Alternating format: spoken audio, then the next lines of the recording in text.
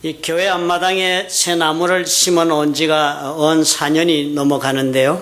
들어오시면 이 왼편에 보이는 나무 말입니다. 비쩍 말라 서 있잖아요. 웬 영문인지 도대체가 저렇게 자라지를 못하고 있어요.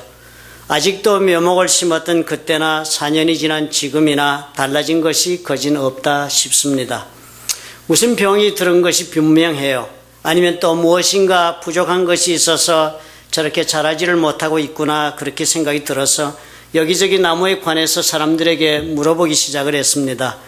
그런 중에 이제는 아예 잎들이 노랗게 그렇게 물들면서 떨어지기 시작하는 것이 분명히 이렇게 가다가는 나무가 죽어버리고 말겠다, 그렇게 생각이 들었습니다. 무엇이든지 자라지 못하고 이렇게 병들어 죽으면 마음이 좋을 것이 없잖아요.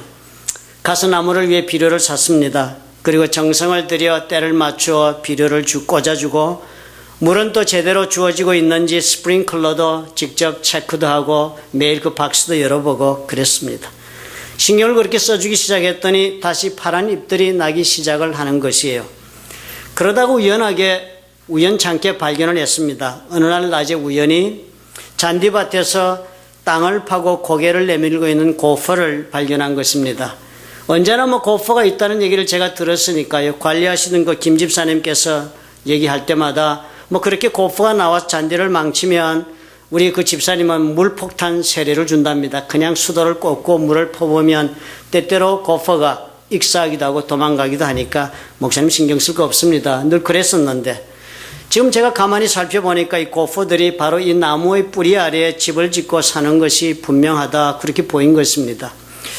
나무의 뿌리가 자라야 하는 그곳에 온통 고퍼가 헤집고 다니면서 자기 집을 짓고 살고 있으니까 나무가 비실비실하면서 전혀 자라지를 못했고, 그리고 또 병든 모습으로 이렇게 몇 년을 온 것이다, 그렇게 판단이 됐어요. 가만히 생각하면서 나무를 바라보니까요, 참 이 나무야, 너도 정말 그동안 애썼다. 이렇게 뿌리를 갉아먹고 흔들어 놓고 하는데도 불구하고 네가 죽지 않고 아직까지 살아있구나, 이런 생각이 드는 거예요. 그래서 제가 혼자 서서 나무를 보고 말을 했습니다. 야, 너 정말 장하다. 그리고 너 정말 고맙구나. 내 옆에서 아직까지 죽지 않고 이렇게 살아있어서 고맙다. 제가 나무에 그렇게 감사의 말을 평생 처음으로 그렇게 독백으로 한 적이 있었습니다. 해결해주면 다시 살아날 것 같았어요. 그래서 다시 이 나무가 살아나기만 하면, 애초에 그 사진을 보고 이 나무를 사다 심었으니까 그 사진에서처럼 장성하게 자라가지고는 거의 사철 동안 흰 꽃이 피는 나무인 것처럼 그렇게 아름다운 꽃을 피워줄 것이다. 그리고 또 그 그늘도 만들어 줄 수 있을 것이다 하는 그런 기대가 제 가슴에 사라지지가 않았습니다. 고퍼를 완전히 쫓아내야 되겠다 마음을 먹었지요. 그리고 고퍼에 대한 공부를 시작을 했습니다. 홈데포에 가보았더니 이 고퍼 약이 종류가 몇 가지나 되더라고요. 사다가 아주 강력하게 살포를 했습니다. 그런데 이 고퍼가 보통 질긴 종자들이 아니더라고요. 도망가듯 하더니 또 다시 돌아와서 구멍을 파고는 또 사라지고 이러는 것입니다. 그래서 이번에는 고퍼 폭탄을 준비했습니다. 고퍼가 나무의 뿌리 부근에서 구멍을 파는 것을 기다렸다가 그곳에 다이너마이트를 터뜨리듯이 이 약에다가 불을 붙여 깊숙이 던져놓고 그리고 덮었어요, 흙으로. 그 냄새가 얼마나 지독하더니 나도 죽을 것 같더라고요. 그랬더니 고퍼가 견디지 못하고 다른 곳으로 옮겨간 것처럼 그렇게 보여집니다. 계속 이렇게 관리하면 다시 돌아오지는 않겠구나 하는 생각이 들었어요. 이번 기회에 우리가 잔디를 갈아엎으면서 나무도 좋아질 것으로 보입니다. 같이 그 뿌리 주변의 땅을 갈아엎었고요. 그리고 또 우리가 비료를 줄 것이니까요. 이제는 이 나무가 건강하게 회복되어 자라면서 잎이 무성해질 것이다. 그리고 또 그러면 꽃도 많이 필 것이고, 그러면 앞으로 쓸모있는 나무로 자랄 것이다. 그렇게 기대해 보는 것입니다.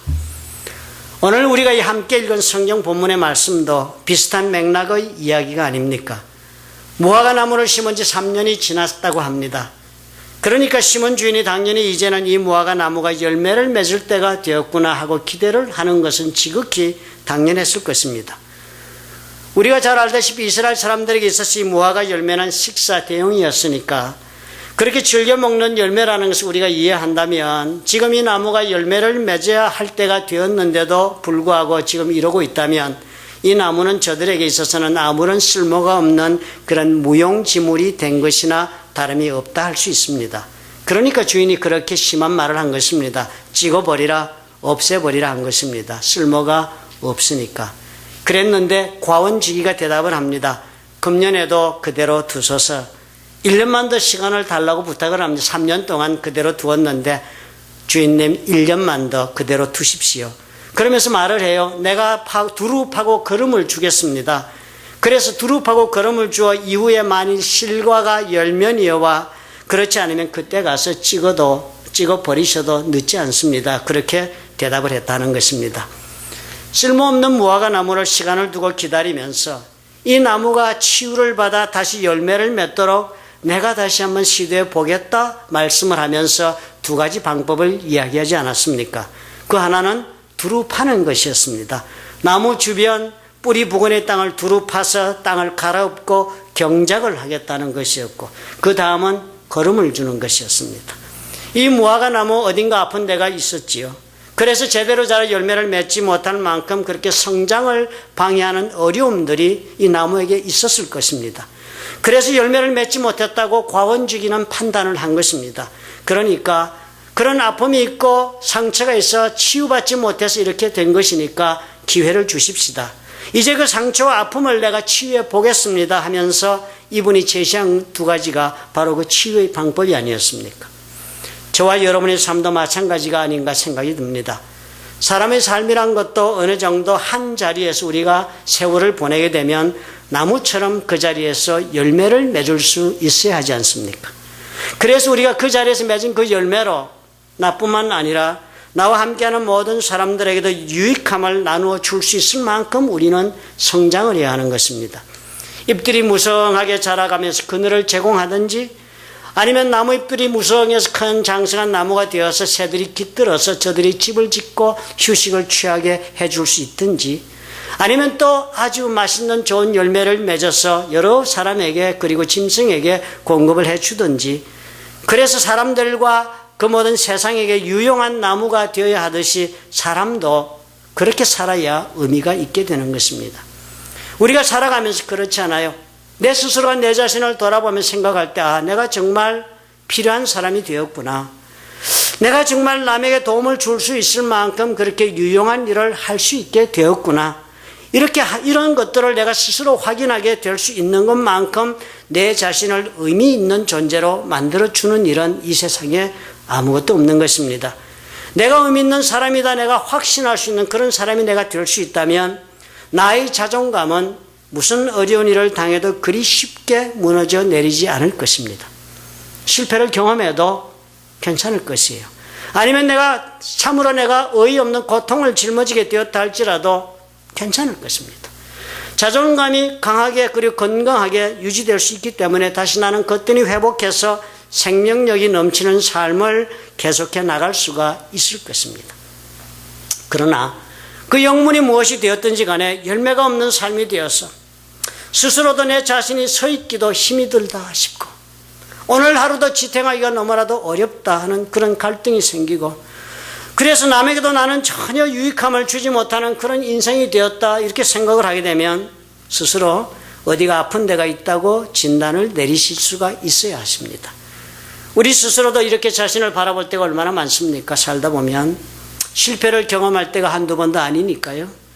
그럴 때마다 우리는 내 자신을 생각해 보면 내 원하지 않는 나의 모습을 내가 얼마나 자주 확인합니까? 원하지 않는 말 할 때도 있고, 참으로 안 했으면 좋은 행동도 하는 내 자신을 볼 때마다 내가 한없이 작아 보이고, 그리고 내가 이러니까 쓸모없는 사람이 된 것처럼 그렇게 생각이 들고, 내가 아무리 노력을 반복해도 나에게 뭐 나아지는 것이 없구나라는 그런 판단이 들 때가 있을 것입니다. 오늘 읽은 이야기에서 포도원의 주인이 뭐라고 합니까? 포도원에 무화과 나무를 심어 놓았는데도 열매를 얻지 못하니까 어찌 땅만 버리느냐, 땅만 이렇게 낭비하고 말 것이냐, 자리만 차지하고 열매를 맺지 못하는 이 무화과 나무를 그냥 둘 것이냐 라고 했다는 것처럼 우리 삶 속에 내 자신을 바라보면 열매를 맺지 못하는 죽은 나무가 들어차 있고, 죽은 무화과 나무가 떡하니 자리를 차지하고 아무것도 열매를 맺지 못하고 있어서 뭐야 이게, 뭐 할 수가 없잖아, 뭐 그래도 상관이 없어, 내버려 둬야지 무슨 수가 있겠어, 나도 도대체 어쩔 수가 없지 않아. 이렇게 우리가 말하면서 현실에 그냥 내 삶을 맡겨버리고 살아갈 때가 수도 없이 많지 않아요. 그렇다 보니까 어떻게 여러분 사시게 됩니까? 나와 관계를 맺는 사람들과는 그저 되는 대로 그냥 되는 대로 하루하루 살고 무작정 무능력하게 내 자신을 맡기고 그렇게 끌려가는 인생을 살지 않습니까?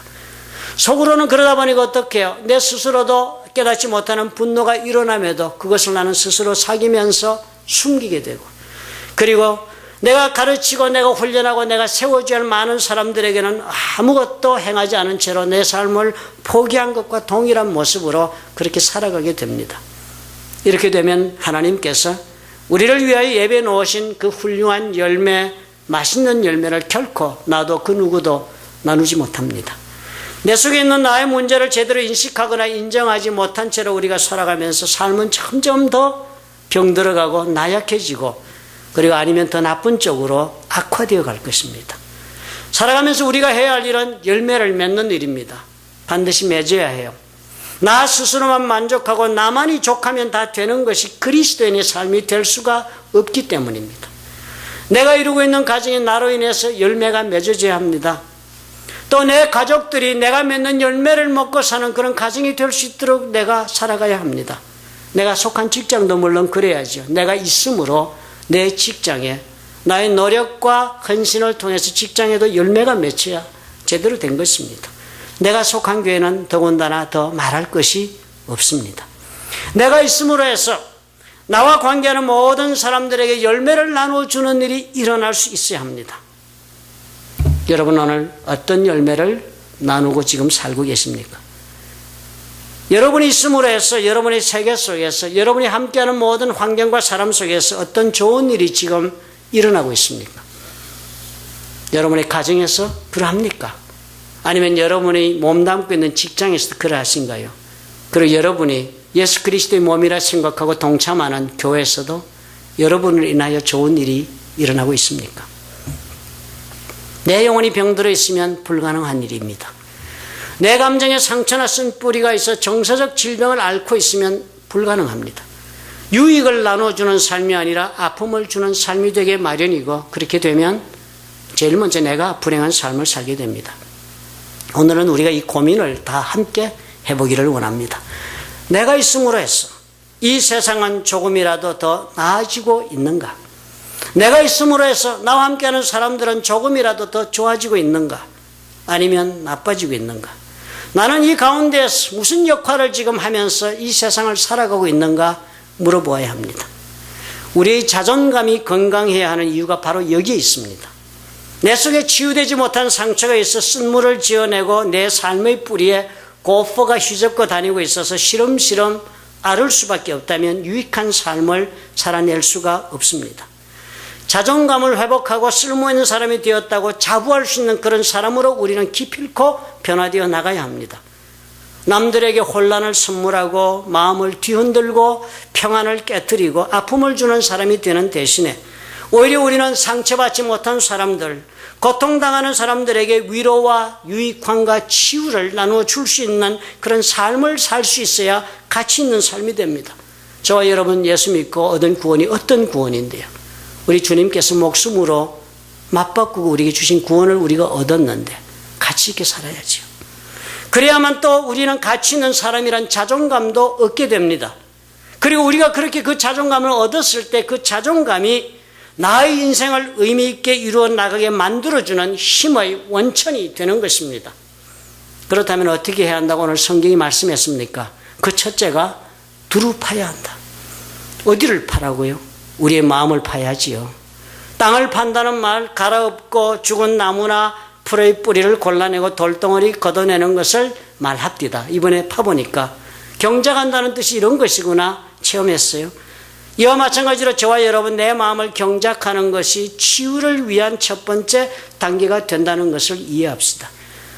그래서 내 마음을 경작한다는 것, 내 마음속에 있는 죽은 나무 뿌리, 죽은 잡초 뿌리, 그리고 응어리져서 엉켜있는 이 돌덩어리들을 걷어내는 작업이 먼저 있어야 합니다.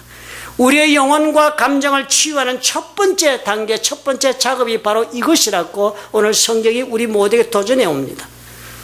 하나님의 은혜를 우리가 입었습니다. 그래서 오늘 우리가 예수 믿고 살아가는 힘을 우리가 얻었다면 곧바로 우리가 해야 할 일은 하나님의 진리, 하나님의 말씀에 따라 내 마음을 경작하는 일, 내 마음을 갈아엎는 일을 끊임없이 지속해야 합니다. 하나님의 말씀에 따라 그래서 경작하면서 내 마음을 들여보기 시작할 때 새로운 일들이 보이기 시작합니다. 하나님의 말씀의 능력이 바로 이것이니까요. 그동안 무성했던 잡초들, 내가 발견하지 못했던 내 마음속에 잡초를 발견합니다. 내 생각을 혼탁하게 막고 있던 죽은 나무들, 슈러브들, 그런 부시들을 우리가 발견하게 됩니다. 잘못된 생각들, 주장들, 오해하고 살아온 수많은 것들, 그리고 내 뜻대로 되지 않는다 해서 분노하던 나의 그 심령들, 그런 까닭에 정죄하고 판단할 수밖에 없었던 많은 것들, 그리고 또 알면서도 반복하고 지었던 죄들, 이 모든 것들에 관해서 우리가 하나님의 말씀에 따라 내 영혼을 경작하고 내 마음을 경작하면 그것들이 다 모습을 드러내고 내 눈에 보이기 시작합니다. 그럴 때 우리는 정직할 수 있습니다. 내 자신에게 정직할 수 있지요. 나에게 정직하지 않고 어떻게 하나님 앞에서 정직할 수 있겠습니까? 그러므로 우리는 하나님의 진리 말씀에 따라 내 마음을 갈아엎겠다는 그런 용기가 있어야 합니다. 땅을 갈아엎어 보니까 이해가 됩니다. 이것이 쉬운 일이 아니더라 하는 거예요. 땅이 그냥 쉽게 갈아라 하고 맡겨주지 않습니다. 땅을 갈아엎는 일은 엄청나게 힘드는 일이고, 그리고 저항이 많더라 하는 것을 깨달았어요. 땅이 저항을 해요. 가려고 하니까. 갈아엎었다고 그리고 또 다 되는 것도 아닙니다. 땅이 축축하게 젖어 있고 잡초의 뿌리가 오랫동안 엉켜 있었으니까 갈아엎어도 땅이 달라지지가 않아요. 갈아엎었더니요, 떡덩어리처럼 엉겨 있다가는 그 갈아엎은 흙들이 햇볕을 받으니까 앞불사 더 딱딱하게 굳어버리더라 하는 것입니다. 그래서 굳은 그 흙덩어리를 다시 또 갈아엎었습니다. 몇 번씩 갈아엎고 그리고 난 쇠스랑이로 잡초를 긁어내고 굳은 흙을 드디어 깨고 두 번, 세 번 작업을 반복했어요. 그래서 겨우 여러분들이 보신 저 앞뒤의 밭이 그나마도 준비가 된 것입니다. 우리의 마음도 그럴 것이라 확신합니다. 마음을 경작하는 것, 마음속에는 나의 하나님이 나에게 싫어하고 계신 모든 것들을 내가 걷어내는 작업은 결코 수월한 일이 될 수 없을 것입니다. 그러나 내 삶에 이 치유되지 못한 상처를 내가 고치기를 원한다면, 그래서 이제는 내가 열매를 맺는 인생을 한번 살아보아야 하겠다는 그 생각을 한다면 선택의 여지가 없습니다. 두들겨 갈아엎어야 합니다. 내 마음을 가차없이 들여다보고 마치도 외과 의사가 수술을 집도하듯이 칼로 해부하듯이 내 마음을 절개해서 내가 들여다보고 걷어낼 것은 걷어내야 합니다. 고통스러운 과정이 될 것입니다. 그러나 그것이 완전한 치유의 첫걸음이에요. 그래서 회복해서 열매를 맺는 인생을 살게 된다면 수술을 해야 합니다. 이렇게 나의 마음을 갈아엎을 때 결과가 나옵니다. 갈아엎으면 두 가지 중에 하나의 결과가 나와요. 갈아엎은 내 마음이 딱딱하게 굳은 덩어리로 변하든지 아니면 부드러운 흙으로 갈아지든지 두 가지 중에 하나가 됩니다. 여러분 출애굽기를 읽으시면서 애굽에서 그 모세와 바로의 이야기를 기억하시죠? 모세, 이스라엘 사람들을 노예에서 해방시켜 데리고 나오기 위해서 하나님께서 명하시는 재앙을 다 그 땅에 내립니다. 이 재앙을 보면서요, 그 땅에 이스라엘 사람들과 모세 그리고 또 바로가 다 같이 살고 있었습니다. 이스라엘 사람들 이 재앙을 보면서 하나님은 과연 살아계시다, 그리고 하나님은 지금 우리와 함께 하신다 하는 그 사실을 확인하면서 한없이 저들의 마음이 은혜로 젖어가는 마음으로 변했습니다. 부드러운 마음, 연한 마음이 되었습니다. 그러나 이 동일한 역사를 동일한 시간대에 동일한 장소에서 경험하고 있던 바로는 그 마음이 어떻게 변했다고 성경이 적었습니까? 그의 마음은 더욱 딱딱하게, 그렇게 강팍하게 돌처럼 굳어간 것입니다. 동일한 하나님의 역사에 따라서 반응은 이렇게 서로 다를 수가 있는 것입니다. 마치도 진흙과 양초를 여러분 둘 다 햇볕에 내어놓았을 때, 양초는 동일한 태양열을 받아 시간이 가면 갈수록 더욱더 녹아내리지만 진흙은 점점 더 시간이 감에 따라 굳어가는 것처럼 우리의 마음은 갈아엎고 나면 이 두 가지 중에 하나가 되고 맙니다. 왜 바로는 마음이 그렇게 굳어버렸을까요? 또 우리의 마음도 우리 관찰하면 어떻게, 왜 그렇게 쉽게 내 마음은 부드러운 흙처럼 변하지 못합니까? 왜 내 마음은 때때로 하나님 말씀 앞에서 굳은 돌덩어리처럼 그렇게 굳어갑니까? 경험한 일 아니에요? 그것은 다른 것이 아닙니다. 하나님의 그 역사에 대한 신뢰가 없어서 그렇습니다. 하나님의 역사에 대한 믿음이 없어서 그 믿음이 있고 없고의 차이가 딱딱하게도 부드럽게도 만드는 차이를 만들어냅니다.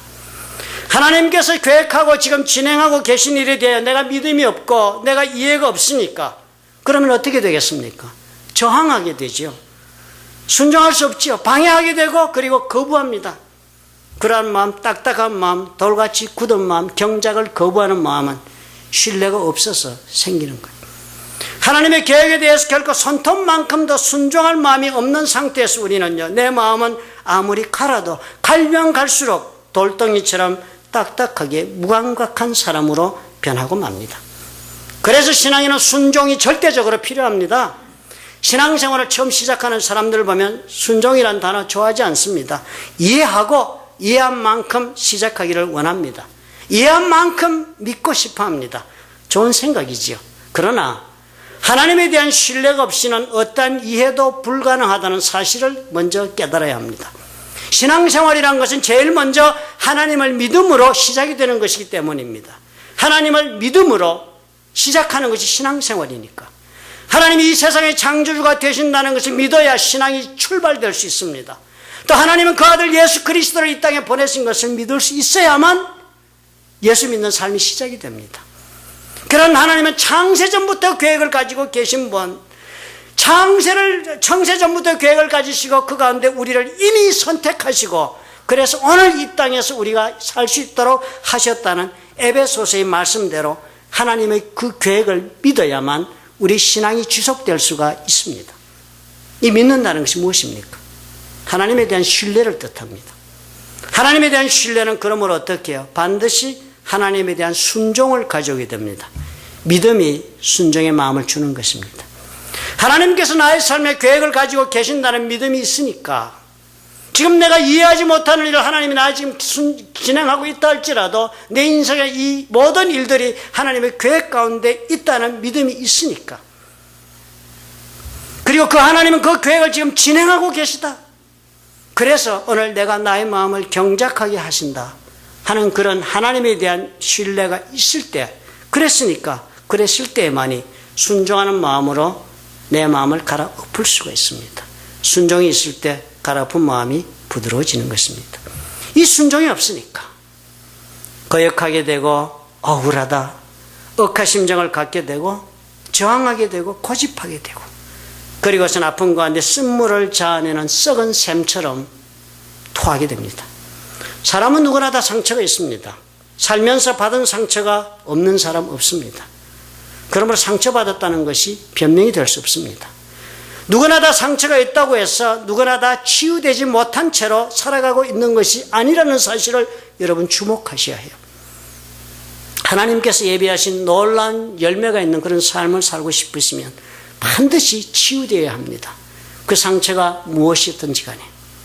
그리고 치유를 원하신다면 내 마음을 갈아엎으셔야 합니다. 순종하는 마음이 있으면 갈아엎을 때 그 마음이 부드러운 마음으로 변하고 맙니다. 그렇게 하시고 싶으시다면 하나님에 대한 믿음을 가지십시오. 하나님께서 지금 나의 인생의 계획을 가지고 계신다는 것을 믿으십시오. 그리고 그 계획을 지금 나에게 집행하기를 원하신다는 그 신뢰하는 마음으로 주를 바라보는 마음을 가지십시오. 하나님의 계획에 대한 믿음, 그것이 있을 때 순종도 가능합니다. 그리고 또 이 순종이 있어야 하나님께서 우리의 삶 속에 개입하실 수가 있어요. 거부하고 거역하고 반항하면 하나님 개입하실 수 없습니다. 아무리 좋은 계획을 가지고 계시셔도 내가 내 삶을 하나님께 맡기고 순종으로 하나님을 기다려주지 않는데 어떻게 하나님이 내 삶에 들어와 그 계획을 진행하실 수 있겠습니까?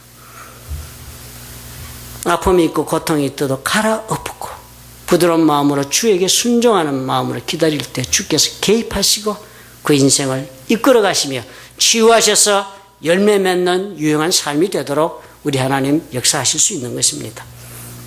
인도 출신의 작가, 강연가, 그리고 기독교 변증가였던 레비 제크라이어스가 쓴 글 제가 예전에 한번 이야기한 적이 있었습니다. 인도가 힌두이즘의 본산지라 하지 않아요? 그 인도 중에서 힌두이즘의 그 본산지 중에 중심지가 바라나시라는 곳인데 그것이 간지스 강이 시작되는 원류가 된다고 합니다. 그 상류에. 그러나 이 바라나시라는 곳이 정작 유명한 것은 이 성지의 그 시작이라는 것뿐 아니라 그곳에서 인도 최고의 사리가 생산되고 있기 때문이라고 합니다. 사리가 인도의 그 실크, 여러분 세리토스에 가보면 인도 마켓에 가면 휘황찬란한 인도 옷 만드는 비단들 있지 않습니까? 그걸 사리라고 부른답니다. 인도 처녀들이 결혼할 때는요, 가장 이 인도 결혼하는 여성들이 원하는 것이 이 바로 바라나시에서 만든 사리로 결혼 예복을 입는 것이 저들의 가장 큰 소원 중에 하나라고 합니다. 너무 아름다우니까요. 거기에 직주된 무늬는 가히 상상을 초월하는 그런 아름다운 그런 작품이라고 합니다. 진짜 금실, 은실도 쓰고 그리고 아주 광대한 디자인이 그 속에 들어가 있어서 참으로 아름다운 예술작품의 수준을 다 능가한다고 합니다. 그 바라나시 가면은 많은 그런 집주하는 건물들이 있는데 그 한 건물을 이렇게 들어가면 언제나 보면은 다 조그만 옆방, 구석방 이런 곳에서 사람들이 일을 하고 있답니다. 인도의 실크 짜는 곳들이 다 그렇답니다. 누추한 건물에. 그렇지만 그 속에서 나오고 있는 작품은 예술작품의 수준이라고 합니다.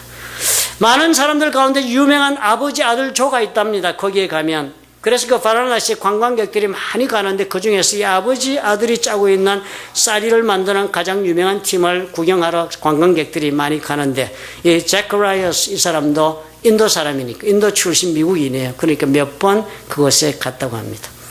가보면 언제나 그렇대요. 그 아버지 아들 조가 하는 일이 똑같답니다. 아버지가 좀 높은 곳에 앉아있고 높은 곳에서 밝은 아주 브라이트한 그 실들이 감겨 여러 가지 색깔이 감기는 스뿔들, 실타래들을 한쪽에 쭉 자기 손에 닿는 곳에다 그렇게 놓아두고 아들은 저 아래쪽에 로터스 포지션 뭐 그런 거 있습니까? 우리 한국말로 하면 양반다리 이렇게 하듯이 불교의 그런 모습들 있잖아요. 선하는 모습. 그런 다리를 하고 아들이 그 밑에 앉아있고요. 옷들도 보면 단순하고 아주 심플하게 그렇게 입고 열심히 손가락을 재빠르게 움직이면서 북틀이 움직일 때마다 짜지는 그 무늬에 서로가 집중하고 작업을 그렇게 하는 모습을 발견한답니다. 처음에 보면 그렇구나 일하고 있구나 싶어서 별게 아니다 싶었는데도 불구하고 시간이 지나가서 다시 돌아가 보면 엄청난 작품이 만들어지고 있는 것을 발견한답니다. 그렇게 한대요. 먼저 아버지가 손에 실들을 몇 개 이렇게 잡고서는 고개를 끄덕인답니다. 그러면 아들은 밑에 쪽에서 아버지의 신호를 받으면 한쪽에서 다른 쪽으로 북틀을 열심히 움직인답니다. 몇 개를 더 해나가면 아버지가 다시 고개를 끄덕이고 신호를 보내면 멈추고 또 신호를 주면 시작하고 이러면서 아들은 그 지시에 따라서 북틀을 열심히 움직여 나갑니다. 마치 그 그리스의 시지포스의 신화에서 나오는 모습처럼 그렇게 동일한 일을 계속해서 끝없이 반복하는 것처럼 보입니다. 이렇게 하는 동안에 숨소리조차 들리지도 않고 조용한 가운데 작업이 진행됩니다. 아버지가 때로 많은 사람들이 둘러서서 관광객들 구경하니까 브로큰 잉글리시로 찾아온 관광객들에게 지금 자기가 무엇을 계획하고 있는 설명을 하는데 그 디자인 설명을 들어도 잘 모르고 그리고 또 실제로 나오는 작품을 그렇게 말로 설명하기는 아주 어려운 그런 상황이라고 합니다. 그렇지만 이렇게 해서 몇 달이 걸리고 나면요. 오랜 시간이 걸리고 나서 자기 이렇게 가봤더니 6야드의 사리 그 비단천이 숨막힐 정도의 훌륭한 사리가 그곳에서 만들어져 있더라는 것입니다. 이렇게 하는 과정 동안에 아들은요. 비교적 쉬운 묵묵한 작업을 한 것입니다. 묵묵히 그 작업을 한 것이에요. 지루했을 것입니다. 그죠? 얼마나 또 등도 아프고 다리도 얼마나 저렸겠습니까? 아들은 속으로 혹시 그랬는지 몰라요. 젊은 아들이니까 이거 그만두고 어쩌면 다른 좀 재미있는 일 없을까? 다른 좀 자극적이고 흥미로운 일은 없을까? 다른 좀 만족이 있는 일이 없을까? 하고 생각하면서도 그 자리에서 일을 했는지도 모릅니다. 그러나 그 아들은 그럼에도 간단한 한 가지를 꾸준히 했습니다. 아버지가 시키는 대로 아버지 고개 끄덕이면 북틀을 밀고 당기고 그러면 속으로는 아버지가 무슨 생각이 있어서 그 디자인하고 있는 대로 이렇게 내가 따라하면 만들어지겠지 하는 생각에 그 과정을 보냈을 것입니다. 이 전 과정 동안에 어떤 작품이 나올지 그 작품에 대한 디자인은 아무도 모르는 거예요. 실타래를 붙잡고 있는 아버지의 마음속에만 이 디자인이 들어 있었습니다. 아들은 그저 아버지가 고개를 끄덕이면 가지고 있는 북틀을 움직인 것밖에 한 것이 또 할 것이 없었습니다. 그러나 아버지는 어떻게 했습니까? 그런 아들의 손을 빌어서 자신의 마음속에 계획한 문의의 비단을 짜내고 말았던 것입니다. 이 아들, 아버지가 반드시 훌륭한 작품을 낼 것을 신뢰했던 까닭에, 아버지를 믿었던 까닭에 이 아들 무엇했습니까? 전 과정을 순종하며 나갔습니다. 그리고 그 순종의 결과가 작품을 만들어낸 것이 아닙니까? 하나님, 우리의 아버지 되시는 하나님이시라 했습니다. 우리를 아들 삼으셨다고. 예수 그리스도를 통해 우리를 양자 삼으신 좋으신 하나님 아버지라 했습니다.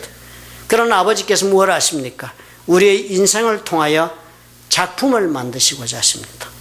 하나님이 가지고 계신 우리를 향한 각자의 삶을 향한 하나님만의 디자인이 있습니다. 누구 속에? 하나님 속에 있습니다. 하나님은 그래서 우리의 마음을 갈아엎고 치유하시기를 원하시고, 그래서 열매를 맺는 나무가 되게 하시기를 원하십니다. 그래서 우리 주님 말씀하셨어요. 나는 치유하는 여호와다. 우리가 그러므로 부드러운 마음을 얻어 치유를 받아야죠. 그래야 나에게 그리고 모두에게 유익한 삶을 살 수가 있습니다. 그러려면 하나님을 신뢰하십시오. 하나님에 대한 믿음을 가지셔야 합니다. 나에게 향하신 계획이 있다는 그 믿음을 끌어안으셔야 해요. 그래야만 순종하실 수 있고, 그 순종하는 마음이 있을 때 신앙의 길을 우리가 걸어갈 수 있고, 그때 치유가 우리 삶 속에 찾아옵니다. 두 번째 할 일이 뭐라 했습니까? 걸음을 주겠다 그랬습니다. 비료를 주어야 한답니다. 준비된 나무, 준비된 뿌리에 영양을 공급하는 거예요. 풍성하게 생명을 얻게 하려고. 이것에 대해서는 우리가 지난 몇 주간 동안 계속해서 말씀을 통해 생각해 왔습니다. 하나님의 마음을 우리가 알아야겠다. 하나님의 마음을 알면 우리가 그 사람에 공감할 수 있다. 그러면 어떻게 우리가 하나님을 말로만 아니라 나의 가슴으로 사랑할 수 있다. 사랑은 결국 가슴으로 해야 한다. 우리 그 공부했죠. 또 내 자신을 내가 과연 사랑할 수 있는가 물어보아야 한다. 그리고 사랑하도록 결심해야 한다. 내 자신을 사랑하는 것이 참으로 하나님 원하시는 이웃사랑의 밑거름이 된다. 그리고 그 사랑을 회복하여 남에게, 이웃에게 나의 손길과 나의 도움이 필요한 그런 나를 기다리는 사람들에게 내가 사랑을 베풀 때 그 사랑은 결국 돌아와서 나를 온전하게 치유하는 능력을 발휘한다. 그런 말씀 우리가 돌아보았습니다. 포도원지기가 뭐라 대답을 합니까? 시간을 1년 더 달라 했습니다. 그리고 걸음을 주겠다 그랬습니다. 걸음을 주고 부탁한 것은 시간을 달라고 그랬습니다. 사랑을 베푸는 것, 사랑으로 우리의 삶을 다시 한번 회복시키는 것, 우리가 다 알아서 베풀어도 우리는 어떻게 해요? 한 번, 두 번, 아니면 잠깐 베푸는 것, 그것으로 우리는 손을 듭니다. 그래서 치유를 가져오지 못합니다. 시간을 두고 충분히 사랑하며 기다려줘야 합니다. 그래서 자비가 필요합니다. 그래서 인내가 필요합니다. 자비와 인내를 베풀기 위해서 우리 마음이 긍휼함으로 감동이 있어야 자비와 인내가 있는 사랑을 베풀고 기다릴 수 있습니다. 한 번, 두 번 사랑해서도 효과가 없다고 우리는 포기하게 되고, 그렇게 되면 정죄하는 마음으로 달려갑니다. 더 참을 수 없다 그러면 치유는 불가능합니다. 치유는 시간을 두고 하나님께서 이루시는 것이니까요. 우리가 이것을 못할 때가 많지 않아요. 오늘은 깊이 생각하십시다. 하나님께서 가지고 계신 나를 향하신 그 계획을 내가 믿자. 그리고 순종하는 마음을 내가 품자. 그리고 신앙으로 걷자. 이해하지 못해도 믿고 따르자. 그리고 시간을 쓰자. 치유는 과정이기 때문입니다. 과정은 거치는 각 단계를 다 거쳐야만 결과를 냅니다. 그러므로 과정은 지나가는 시간을 절대적으로 필요합니다. 우리가 그렇게 할 수만 있다면 하나님께서 저와 여러분의 삶을 고치실 것입니다. 열매를 맺게 하실 것입니다. 그래서 우리로 하여금 유익함을 나누어주는 삶을 살 수 있도록 우리 하나님 반드시 축복해 주실 것입니다. 믿으시면 아멘 하십시다. 믿으시는 줄 압니다.